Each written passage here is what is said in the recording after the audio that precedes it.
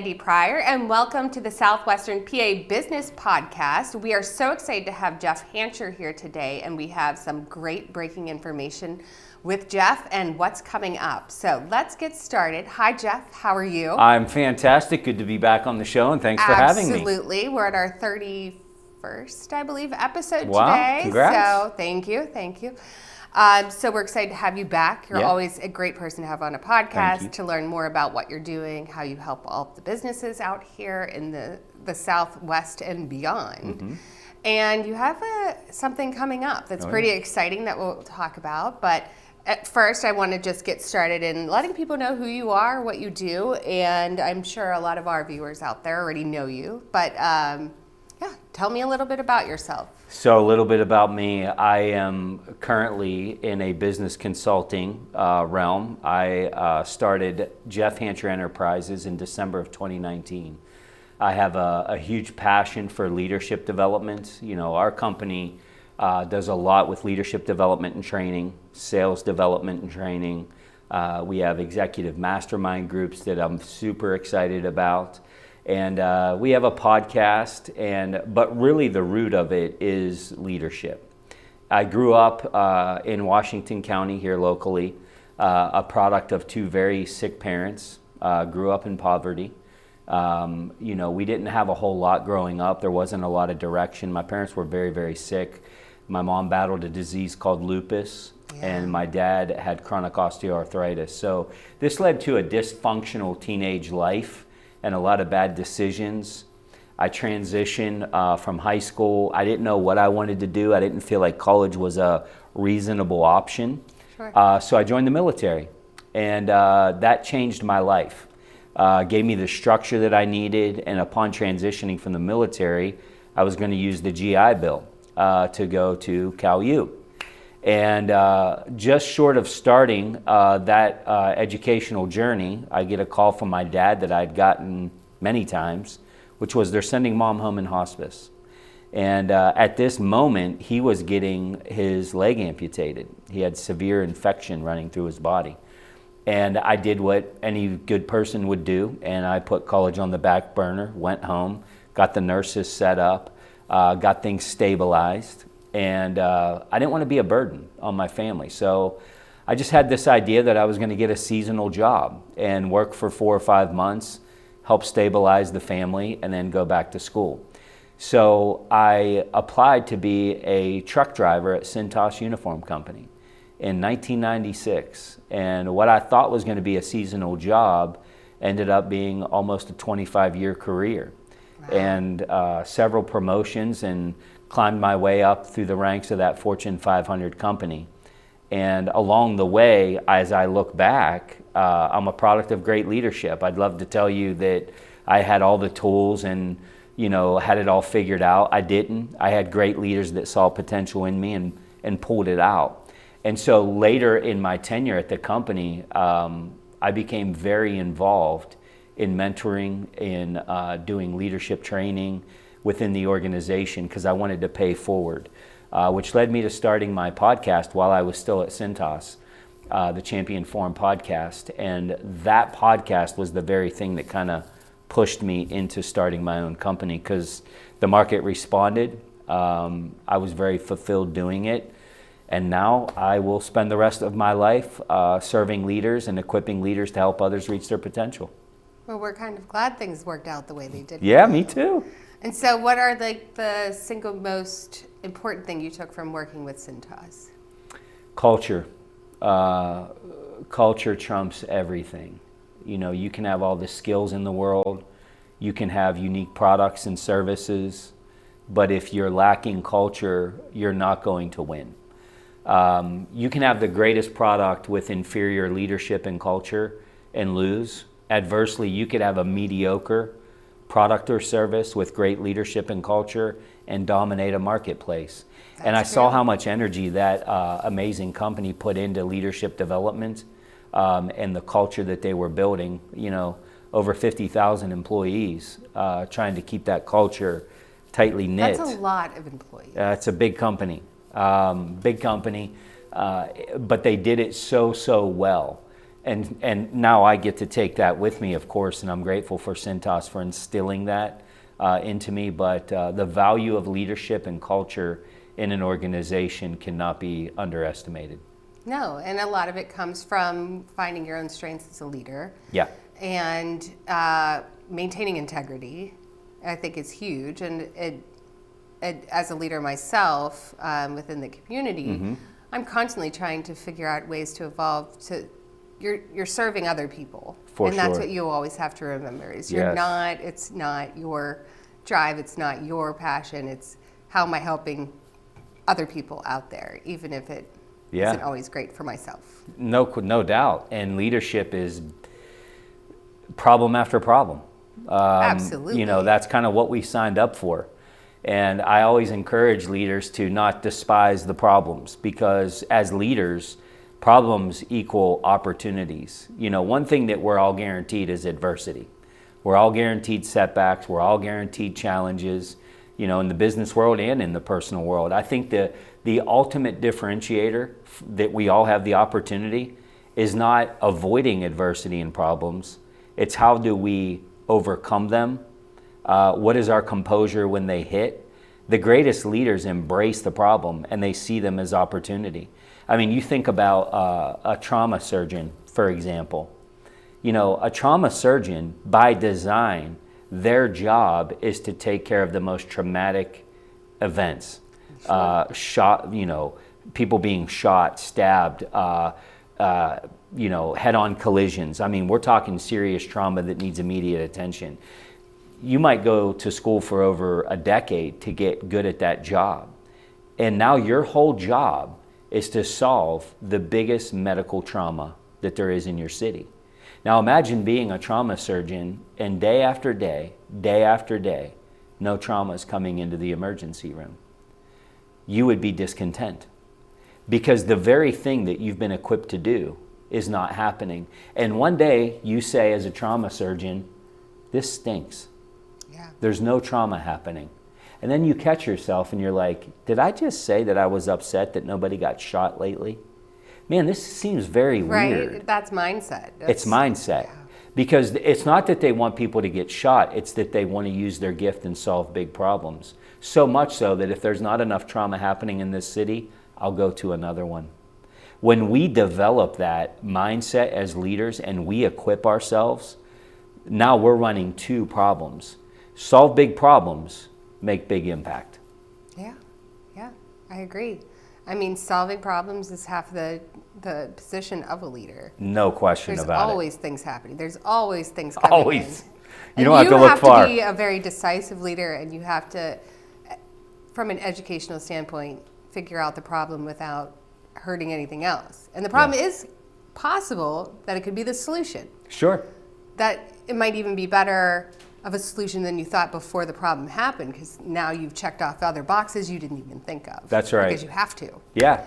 And so often we face problems for the first time, especially low tenured leaders. And so the key is composure. And the key is really two things. One, what you consume and who you surround yourself with. Leadership, I have found, is one of these things that it's better caught than it is taught. That's not to say don't read the book and don't go to the workshop. You should do those things. But you can't read a book about golf that Tiger Woods wrote and expect to play well. Now, I can 100% say I could read a book on Tiger Woods about golf and definitely not play golf well. But if you played around every Sunday with Tiger, the odds of improvement are very high. Yes. Because you're catching it versus being taught it. Now, you need both. You do need both. But for the new leader and the tenured leader, mentoring is critical. It's changed my life. I am a product of great leadership. I'd love to tell you I'm amazing. I'm really not. I work hard. But it was leaders that saw it in me and drew it out that literally has changed my life. Well, and I don't think any of us necessarily, I went to school for English literature and theater. I don't think I was like, what I want to be someday? A community leader. Right. That never crossed my mind for 1 second. I was like, I want to write novels. Or magazines. I want to do magazines and novels. So never did I say, oh, my trajectory is I'm going to work for a chamber of commerce and get into the community and I just tripped and fell into it. Sure. And it ended up, I'm better at that than I am at writing novels, which I only get Using to all the the third skills. chapter and put down and never finish it. So Exactly, maybe someday. exactly. Maybe someday. Now you've finished a book Yes. as of recent. Yes. Do you want to tell us a little bit about that? Super excited about it. You know, I would say, I don't use this lightly, but it was a miracle. I always had a book in my heart to write. And for years I've been saying, I'll get to it. Yeah. I'll get to it. And during the pandemic, I crafted a workshop. I believe you've been in it, performance management. Yes. And this workshop has sold out every time that we've opened it up to the market. We have people flying from all over the country to be a part of it. And I'm sitting here thinking, like, how do I get this to the world? And how I created the workshop, well, I pulled all my probably 10 years of succession planning notes. And I determined that really why leaders don't advance or make bigger impact or get promoted, it really came down to two major things. Emotional intelligence, a lack of, and a lack of challenging leadership. I felt like emotional intelligence was a little overdone, and there's a lot of information out there on it. But this challenging leadership, this how do I lean into the toughest conversations and people feel like they're getting a gift versus being beat down? And so during the pandemic, I started crafting the content of this workshop to solve this big leadership challenge. And the market spoke, and when it was, I acquired a mentor. His name's Tim Elmore. He was on my podcast, and we developed some rapport. I flew to Atlanta to have a meeting with him, and he asked me if I had written a book yet.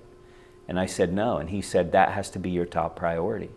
And he said, have you ever been like at lunch with some friends, and let's just say that some shingles blew off your roof, and you're telling your buddies, and somebody says, oh, Jeff, you gotta call Mandy. She wrote the book on shingles. She didn't really write a book on shingles. I didn't really. She didn't really. But what they're saying is that person is an expert in that field. And he said, that's why you need to write a book. And he said, what would you write a book about? And I said, I would write it about my workshop. Tell me what the workshop is. So we're talking about this. About 3 months after that meeting, he calls me and he tells me there's a national event happening for aspiring authors. It's a vetted process. They're only taking 20 people. Think Shark Tank for authors. Wow.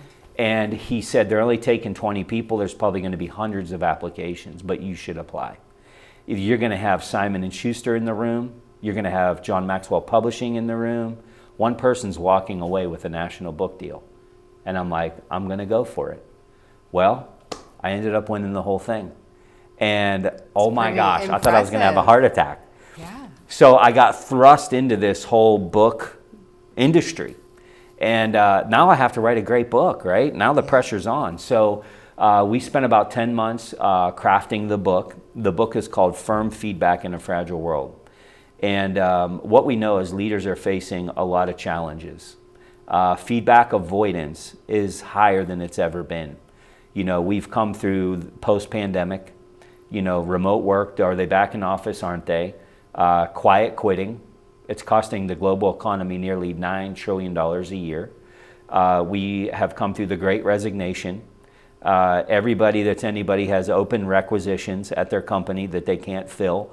Everybody's understaffed. I don't want to rock the boat. It's been tough. Challenging. I mean, leading up to COVID, I'd say the chamber was right here. And since COVID, it's tough. I mean, thank you to our members for signing up through that. I mean, we didn't have in-person events, so the members sticking through that challenge. Oh my, yeah. But we've had it hasn't been as smooth as it was pre-COVID. It's a lot. It's been rocky. I mean, in our industry, I think with different, I mean, we're relying on other businesses too. So if they're not doing well, we aren't doing as well. That's right. You know, it's very reliant. Oh yeah, no question about it. So yeah, there's a lot of different challenges out there for, and the for leader, everyone. Yeah, leaders at the tip of the spear of the challenges.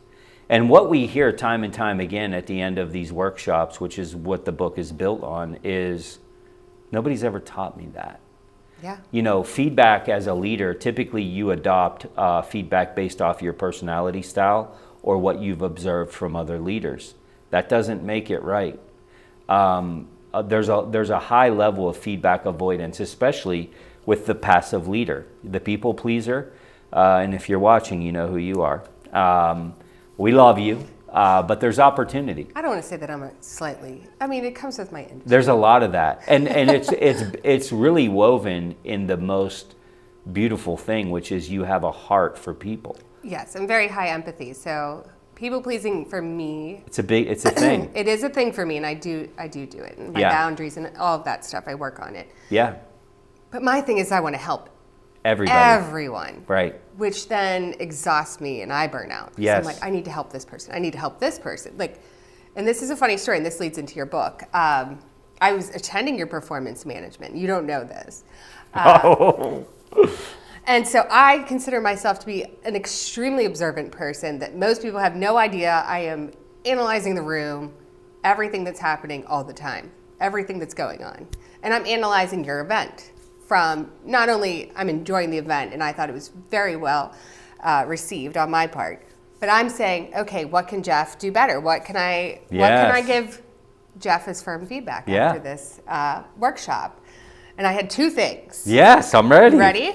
And this is really funny considering the timing. I had two things. One, you gave out pens without your name on it. I'm a pen person, but that's small potatoes. Branding, right? Yes. But secondly, I won something. Oh, I think it's because I never got a speeding ticket. Oh. I never got a speeding ticket. I remember. Not yet. Yeah, still not yet. So I won a John Maxwell book. Yeah.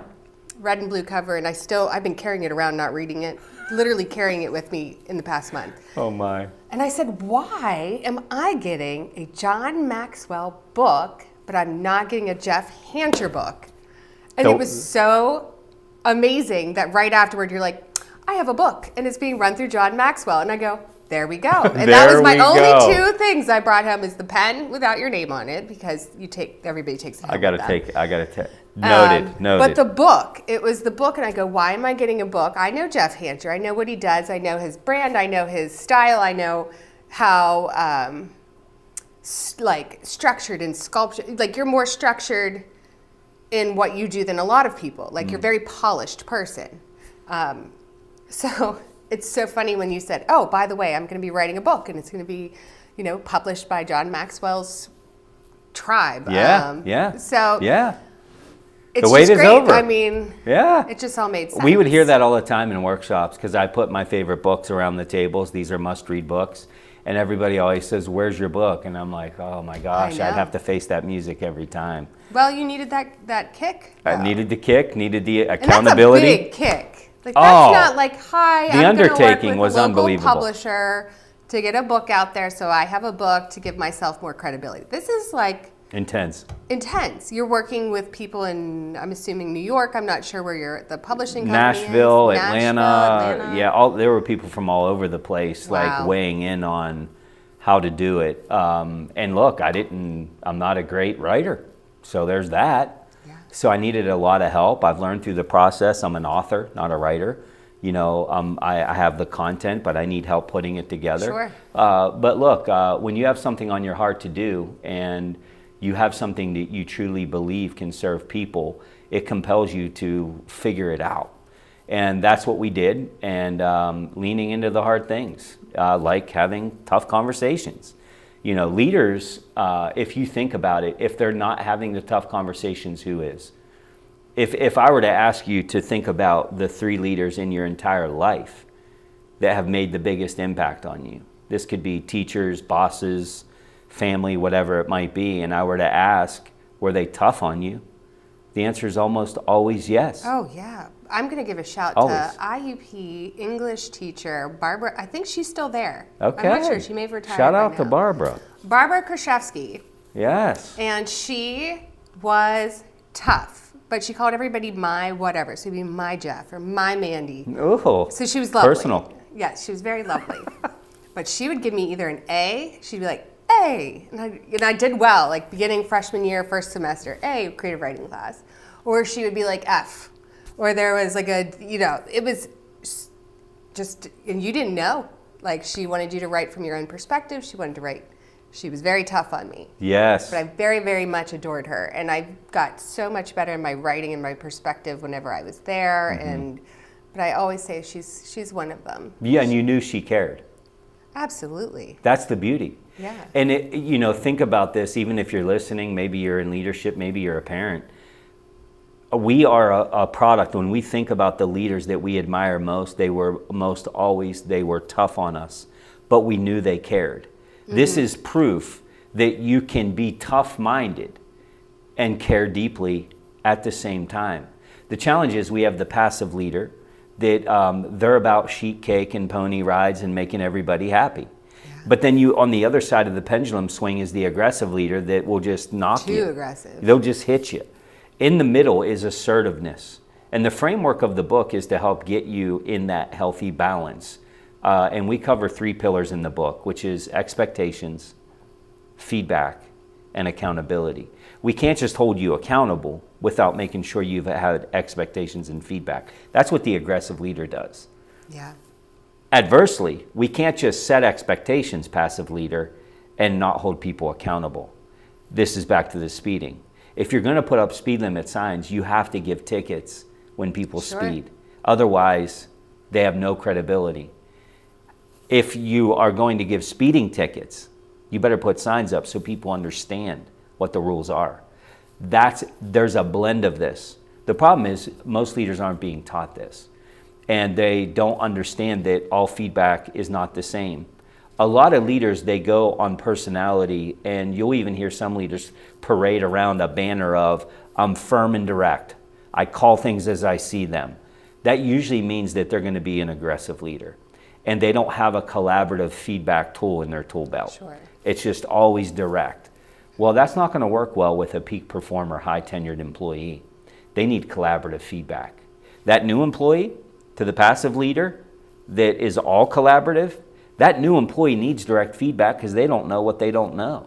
That's true. You have to pay attention to personalities of your employees too. You absolutely do. And I think I talked about that on my last show with Disc and how you have to Disc know is their a great example of that. And you have to know their personality in order to give feedback. Yeah. Yeah, you don't put your favorite snack on a fishing hook at the lake. You put a worm on the fishing hook. Because that's what they want. That's what they want. Yeah. And so getting to know your people and building the relational value, in leadership, what we know is you're going to make big withdrawals. It's necessary.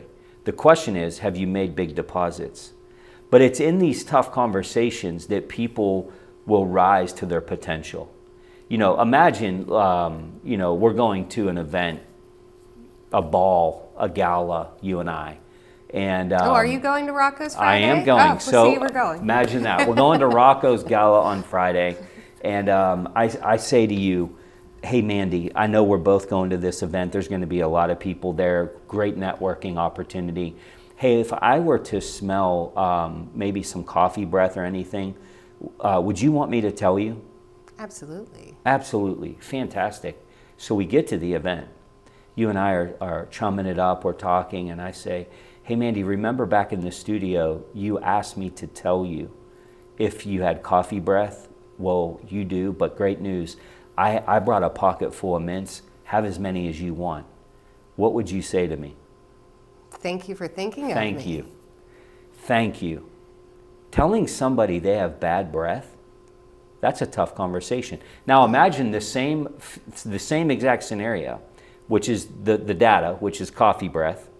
You're in a convenience store and the person behind you has very bad breath. And you turn around and you say, your breath stinks. Now they're offended. That would go over well. Wouldn't go over well. Check this out. The data is the same, which is the breath stinks. The difference between the two is, in one scenario, you earned the right. I love this scenario, by the way. It's true. We have that friend that tells us that there's broccoli in our teeth, right? And my we friend love Lynn that. just told me I had a banana. We did the 5K. She's You like, want to know? She's like, what is like? You 3 need times. that friend. I couldn't get rid of it. That's the beauty. That earning the right is the key here to delivering the toughest of feedback. And I'll tell you, this is life-changing for me. When I started at Cintas, I'm a truck driver picking up dirty clothes. Life was great. I was making more money than I had ever made before. But there were these people that would walk around the office dressed fancy.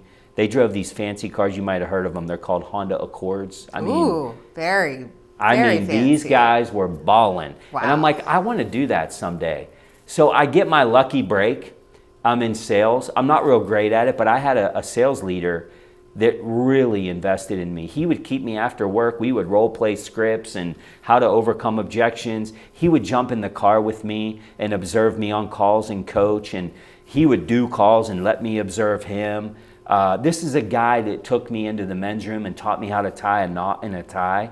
He knew my background. I came from humble beginnings. He took me not far from here to Joseph A. Bank and taught me what white collar fashion was and what a collar This is a guy that was making big deposits. Halfway through the year, my mom passes and I'm rocked. Yeah. I'm devastated. I didn't care about the Honda Accord anymore. I didn't care about trophies. I didn't care about anything, because I felt like everything I was working so hard for was gone. We were just looking at homes to get my parents out of a one-bedroom government high-rise, if you will, into a nice neighborhood. Like I was starting to get traction, and it's gone. And I fell into a dark place. My attitude was bad. My results deteriorated, and I'm literally giving up on a career opportunity. And one day that sales manager pulled me into his office and he said, Jeff, enough's enough. You've told me why you're fighting so hard to be successful. You want your kids and your family to have a life that you didn't have. And as far as I'm concerned, none of that has changed. You would be doing your family a disservice. I'm heartbroken that your mom has passed. But you have to make a decision. Are you going to be the person that I know you can be or not? And if you choose not to, you're not going to be on my team. You have 24 hours to let me know where you stand. Wow. Now, I can tell you this.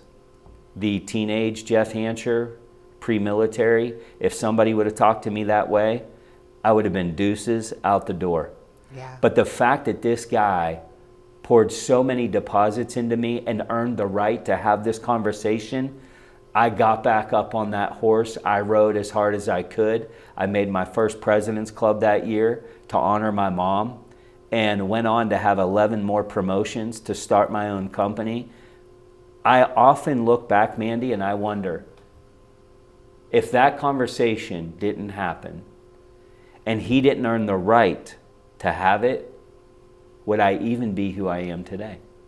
Exactly. And leader, if you're listening, and you're challenged, and you're like, that's the impact I want to make on people, I want to encourage you and tell you the answers are out there. You don't have to have everything, but you can be a learn-it-all. And I hope to be a part of that journey to equip leaders to make the same impact that leader made on me. Yeah, it's important. It's huge. I mean, if you're doing sport, we were talking about sports before we came on here, and if you are in a sport, you don't expect I'll say figure skating. I was a figure skater. Figure skating coach to be like, oh, you fell down. Well, go take a break. No, I got up I fell on that ice thousands of times. And I was so determined, though, to get that axle. I was so determined to do that spin and fall. And you got a bruise, right? And I had bruises. Yes. And it was, it's a tough sport. It's a fun, amazing sport. If you had a soft, passive coach, there's no chance of success. Who would be like, oh, it's okay. Yes. Well, you did 20 minutes. I mean, especially if the expensive figure skating alone. Oh. I was getting back up, but I was so driven for that. Yeah. And, her showing, okay, well, here's why you fell, and here's what happened, and here's how you can do it better so that the next time. Yeah. A lot of doing, educating everybody on figure skating today, a lot of doing an axle is more, you're throwing more power behind it. But you need somebody to encourage you to do that. For sure. You need, just go for it. Yeah. Because it's intimidating to throw yourself into the air on a sheet of ice. You could get hurt. You can get very hurt. But you have somebody calling greatness out of you. But they're like, you can do this. Yes. You just got to go for it. Yes. It's just and that. Get back up when you're hurt. I Yeah. believe sometimes, the high calling of leadership often is we're allowing other people to borrow our belief in them. Sure. in that moment, in many moments like that, I didn't believe in myself. I'm the king of imposter syndrome. I come from poverty. I am not college educated. Yeah, and now I'm getting these big titles and all. What if they really find out who I am? When I flew to that book event, I almost didn't go because I'm like, I'm going to be in the room with C-levels from big companies, Sure. and I don't belong in this room. And they have their MBAs and Oh their my gosh. law degrees and their All of it. Yeah. And I have people around me that are calling out greatness and letting me borrow their belief in me, and that's leadership. And if you think about the leaders that we admire most, they were tough on us. But the other caveat of that is we didn't want to let them down. And we have to come to a place as leaders that we ask ourselves the question, do I want to be a boss that people report to? Or do I want to be a leader that people don't want to let down? How do we get there? We get there by running this framework of expectations, feedback, and accountability. Rinse, repeat, rinse, repeat, rinse, repeat. But it all starts with having a genuine care to see people reach their best. Even the disgruntled ones, the ones that drive you nuts, you may be the very thing, the very person that's been placed in their life to get them over that hump. We don't know what people have gone through. We don't know why they're acting the way they're acting. Sure. We've all led people that we didn't really care for. But think of a stray dog. Like, we've seen the stray dog on the road that's malnourished and it looks like they're going to die, and we go to try to help the dog, and what's the dog do? It bites us. Well, hey, pal, listen, I'm just here to help. Why are you acting like that? Well, the reason the dog's acting like that is because it's been beat. Yeah. It's been hurt. So what do? Give up on the dog? No. And it's a dog. We feed it. We give it snacks. We talk kindly to it. What are we doing? We're building trust with an animal. And we finally get that dog in the car, and we get it home, and we clean it up, and we feed it, and we bring it back to health. And this is an animal. Yeah. Leaders, like, we got to give people a shot.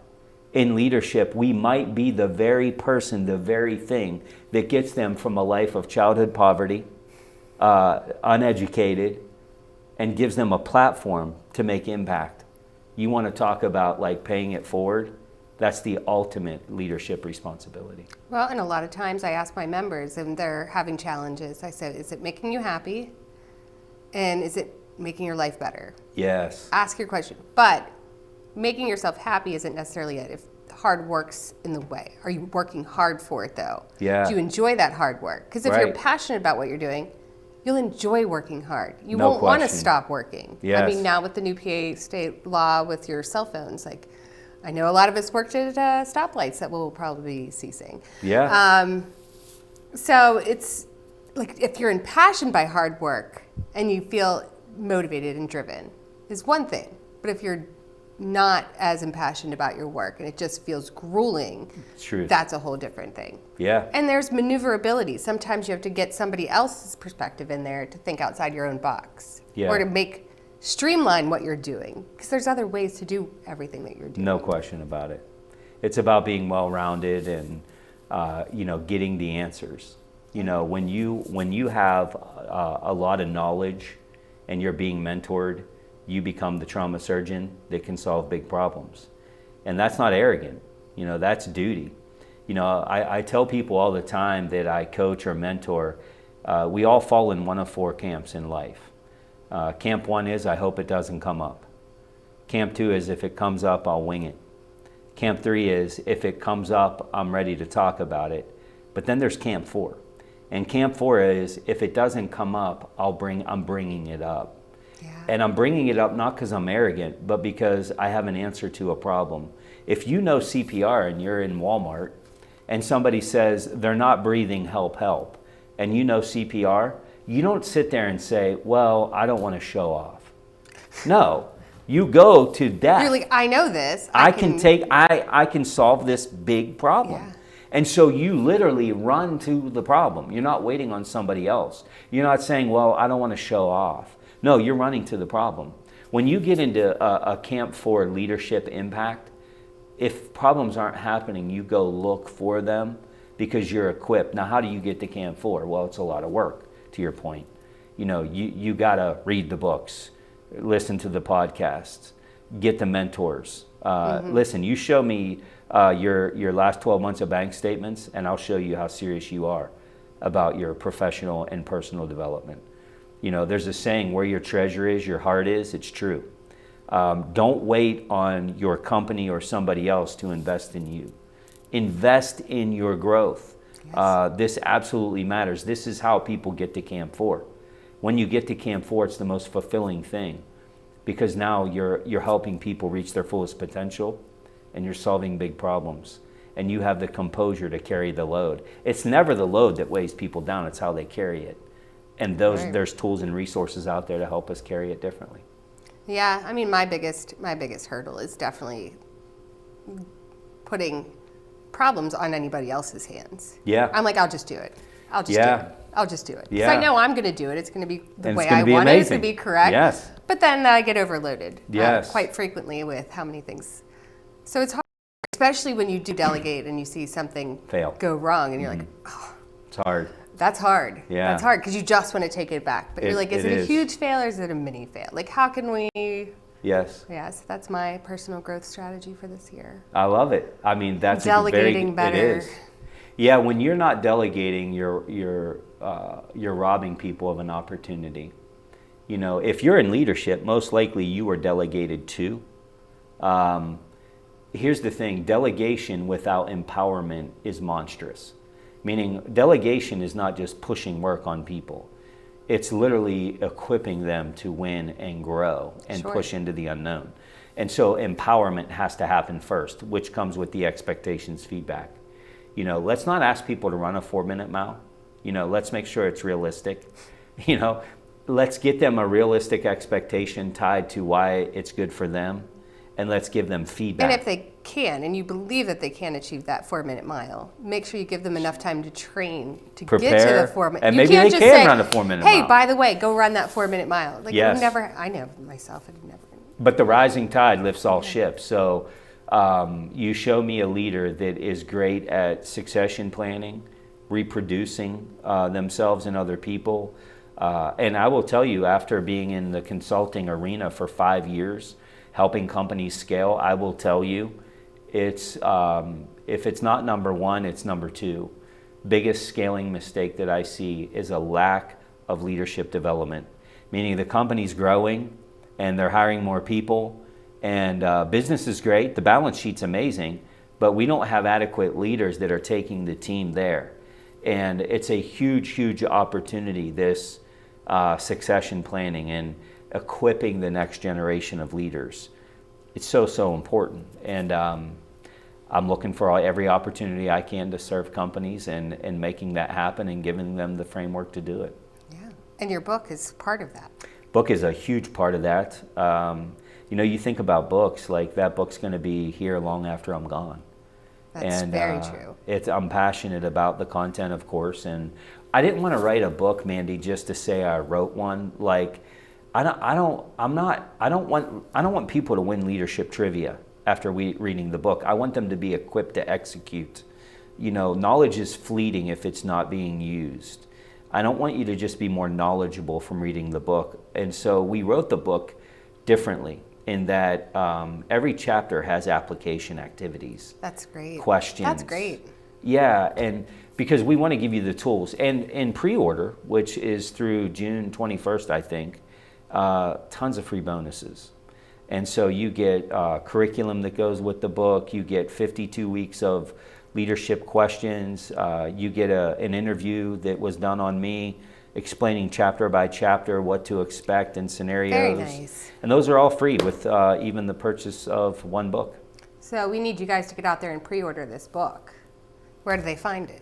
Firmfeedbackbook.com. Firmfeedbackbook.com. Now look, you can go buy it on Amazon and so forth, but if you go to firmfeedbackbook.com, that's where you can register to be a part of the launch team, get all the bonuses mailed directly to you once the book launches June 17th. You need the bonuses. Got to get the bonuses. Why wouldn't you? Why wait? Why wouldn't you Why do would that? you want to wait? Yes. You can even get it with the Kindle version, which I think is half the cost of the hardcover. So that's nice. Nice. Yeah, go get it. And, I like a book though. I do too. I'm that guy. I am that guy. I need a book. Maybe I'm old school, but I'm the same way. No. I don't want electronic or I do listen to books, but I prefer to sit down and read a book. I still like to read the newspaper too. Oh, like see, an actual you lost newspaper. me right there. I mean, I love the newspaper, but the ink drives me. Oh, I love it. I love the smell. Takes me back. Yeah. But I'm with you on having the book in hand. Yeah. I just can't get into the electronic versions. I can't. I've tried. I will do the Audible because I'm in the car quite a bit, but for me, it's sitting down with the book because I got my highlighter. Yeah. I got 2 or 3 different color pens for different things. I'm dog-earing the book. I have a whole system of reading books and how I go about learning the content and using it. Because I don't want to just have knowledge, but yeah, I dog ear, I go back, read a second time, only the dog ears. I write SMART goals from the books, and that's how I've developed. I have yet to get a college degree, but wow, have I read a lot. I think you've earned your college degree. I'm good. I think you should get like an honorary one. Yeah. What university did you go to? I didn't. Oh, I thought you did for a little. I was going to go to Cal U. You were going to go. Yeah, that's where I was heading. I was going to say I'll make. I was going to be a school teacher. Were you? Yeah. Well, I don't think you should have been. Just because I wanted summers off, and I thought that was cool at 18 and years you were 18. old. Yeah, it's like I don't know. Well, I had no clue. I wanted to be in New York as a fashion magazine writer, so I ended up in Boca Raton working for an architectural magazine and a plastic surgery magazine at 22. Magazine writer. I did. I made it to my goal. Yeah. I started writing in 4th grade. Took every class. Like it was my. Thanks to Mrs. Nicopoulos, Nacopolous, if you're still around. But she laminated, and this goes to show, this was 4th grade. She laminated a book of poetry I wrote and a book about a white horse named Scarlet. And that sent me on my literary path for like years and years. I took every class. I was always the youngest. Leadership impact. Yeah. Calling out greatness. Yeah, good job, Mrs. The first keynote I ever did, was in health class in 9th grade. And I gave a keynote about lupus. And the only reason I did is because I didn't want to study or write. I just talked about something I knew. And I talked about the effects of terminal diseases on families. And I delivered with a lot of passion because I'm passionate about the subject. And my teacher came up to me and she says, I don't know what you're going to end up doing in life, but please tell me you will find crowds of people to speak to. You have a gift. Yeah. I've been doing this for years and years and years. So you never know, another leadership moment. I was on the opposite end of, I know I could speak in front of people and I loved singing and I loved performing, but I had horrific stage fright. And I've talked about this in length. I didn't get over it until this job. Yeah. I still have trouble sometimes. I do too. So do I. And it took me, I went to school for broadcasting to get over it. I practiced and I practiced and I would literally shake. I tried out for WB morning host in Florida. I was 27. Stood in line for 3 hours. 3 hours. Luckily, it's warm there, so it wasn't that bad. At FAU. Stood in line there for 3 hours and then finally got into this giant black room. Think The Voice or something. Oh, yeah. People sitting in, like, the judges in there. You can't even see them. Yeah. Can't even see them. Like, yeah. Hi. I froze, could not speak. Wow. Could not talk. I prepared. I was ready. I walked in. But you showed up. Shut down. And they were like, we like your shoes. I was like, I gotta go. Wow. And I had to just walk out. I didn't say, I couldn't speak. It was that bad. Wow. It was that bad for a long time. You know what but you kept showing up. I kept showing up, and it was honestly the chamber who got me to finally, I went to school for broadcasting, got great on camera, which is different. And then I was at my chamber position for 2 weeks, I think. And they put me on stage at South Fayette Community Day coming up this August. And they put me on stage with a congressman and all these other senators, state reps. And I'm like, hi. And I just had to. Yeah. I had to. I was like, I just got this job. I have to. Throw yourself into the discomfort. And then it took me a year, I think, of just being in front of crowds at the chamber. And I love that. No, I can talk in front of anyone. So yeah. I still get nervous. Like some days are better than others. I do too. And I chalk it up to I'm nervous not because I'm not prepared. I'm nervous because this matters. Yes. This matters. It does. And, we teach a public speaking course, a class. And it's amazing the people that come that are, they're challenged with it. And, it's not a full-blown, 5-day program. I think it's a half day we do now. But it's getting people the tools to at least get a little more comfortable with it and a little more structure with it. But it is one of the biggest fears in the world is public speaking. But I tell people all the time, if you're in this course with me, you see the value in it, and it's a heart's desire. Think about how we've all been impacted by the words of other people. If you have something in your heart that the world needs, do not let fear hold you back. I knew I was eventually going to be good at it. Push it out. I had no doubt. I just couldn't get past that. It's a real thing. And now?